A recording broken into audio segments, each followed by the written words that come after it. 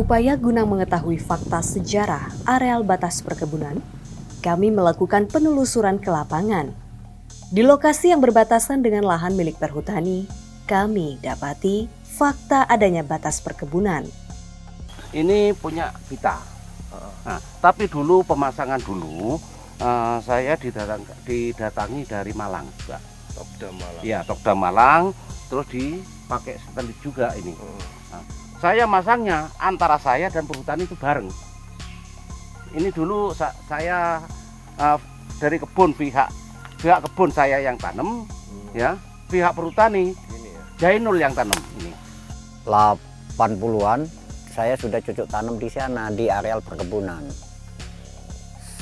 Itu saya sudah ada, ya memang sudah batasnya di sini. Kebun ini sudah kebun ini, namanya kebun Gunungwoso.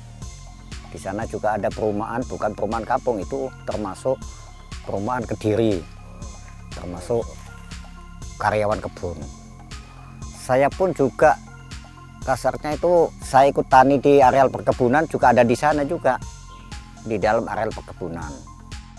Komoditas perkebunan saat itu adalah karet dan kopi. Jejak sejarah bahwa areal perkebunan Bumisari dulunya adalah karet, diperkuat dengan pohon karet yang berusia puluhan tahun. Kalau yang saya datang, Pak, tahun 83, ini kan tanaman tidak ada, masih karet semua ini. Karet semua? Karet semua. Saya masuk ke sini, ini pohon, semuanya pohon karet. Nah, ini sisanya yang memang sengaja saya tinggal. Ini. Nah, jadi untuk perbatasan kan kelihatan kalau memang ini sudah punya kebun karet. Ini sisanya. Terus di sana memanjang tuh ada masih ini.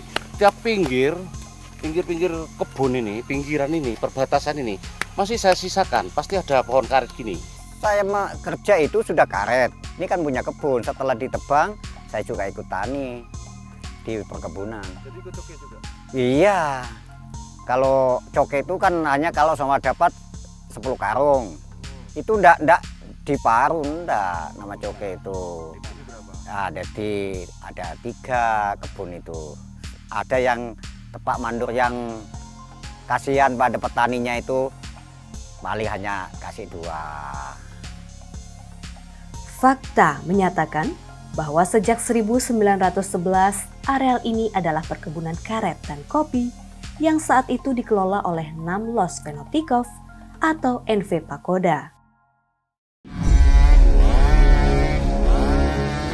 Sebelum membabat dan menduduki areal PT Bumisari, sebagian oknum warga Pakel juga pernah melakukan hal serupa di lahan milik PT Perhutani KPH Banyuwangi Barat. Berbekal akte 1929 yang belum jelas legalitasnya, pada tahun 1993, warga yang dipimpin Muhammad Slamet sebagai kepala desa merambah dan membabat pohon produktif milik Perhutani. Yang akta 29 itu dibuat alat masuk ke lahan perhutani. Dulunya Pak Muhammad Slamet. Mulai tahun 90, 93, sampai 99, tahun 99 sempat rame. Ngerusakan itu pada tahun 99, sampai ada perhutani itu, mobilnya, truknya perhutani dibakar. Pakel itu sampai diringkus semua, banyak itu yang diringkus. Petak 15 sampai petak 18 di sana itu dijarah di masyarakat, ditebang. Ya sama dengan yang kejadian yang ke perkebunan itu. Itu memang orang-orang itu yang sekarang itu anak punya Muhammad Slamet itu saudaranya malah Pak Suwarno itu punaannya. Warga yang diperbolehkan bertani di lahan perhutani malah ingin memiliki lahan dengan melakukan aksi pembakaran. Akibatnya, sejumlah warga diamankan oleh yang berwajib.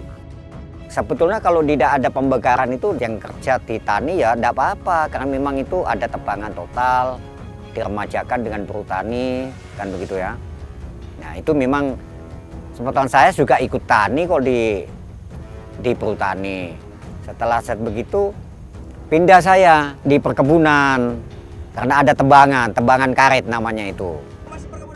Tak adanya kejelasan legalitas, lokasi, serta penegasan batas lahan yang disebut dalam Akte 1929 menjadikan klaim oknum warga Pakel tak berdasar. Usai lahan milik Perhutani KPH Banyuwangi Barat, kini tak kurang dari 400 hektar lahan milik PT Bumisari juga dibabat habis. Apakah kita akan membiarkan penjarahan dan pembabatan pohon keras penahan erosi ini terus berlanjut?